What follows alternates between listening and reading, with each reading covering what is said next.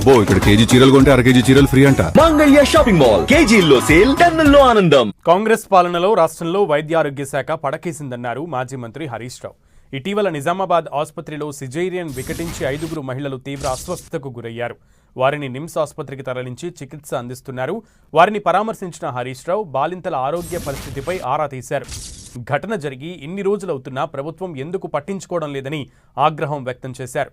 ప్రభుత్వం ఈ విషయాన్ని ఎందుకు గోప్యంగా ఉంచుతుందో చెప్పాలని డిమాండ్ చేశారు. ఘటనకు కారణమైన బాధ్యులపై చర్యలు తీసుకోవాలని హరీష్ రావు డిమాండ్ చేశారు. 10 మంది మహిళల ప్రాణాలతో ఆడుకున్నారని, పిల్లలకు పాలిస్తే వారికి కూడా ఇన్ఫెక్షన్ సోకి వారిని నిలోఫర్ అడ్మిట్ చేశారని వివరించారు హరీష్ రావు. బీఆర్ఎస్ హయాంలో మహిళలు ప్రభుత్వ ఆసుపత్రులను నమ్మారని, కానీ ఇప్పుడు ఆ పరిస్థితి లేదని విమర్శించారు. తమ ప్రభుత్వం ఉన్నప్పుడు 70% పైగా డెలివరీలే ప్రభుత్వ ఆసుపత్రుల్లో జరిగితే ప్రస్తుతం 50% పడిపోయిందని ఆరోపించారు. ప్రభుత్వ నిర్లక్ష్యం, బాధ్యతారాహిత్యమే దీనికి కారణమన్నారు హరీష్ రావు. ఈ అంశంపై ఇప్పటికైనా విచారణ జరిపించాలని, బాధిత మహిళలకు పూర్తిస్థాయి వైద్యం అందించాలని కోరారు. మరోవైపు గతంలో హత్యాచారానికి గురైన ఖమ్మం బాలిక నిమ్స్లోనే చికిత్స పొందుతోన్న విషయాన్ని గుర్తు చేసిన హరీష్ రావు బాధిత బాలికకు 25 లక్షల రూపాయల ఎక్స్గ్రేషియా ఇవ్వాలని డిమాండ్ చేశారు.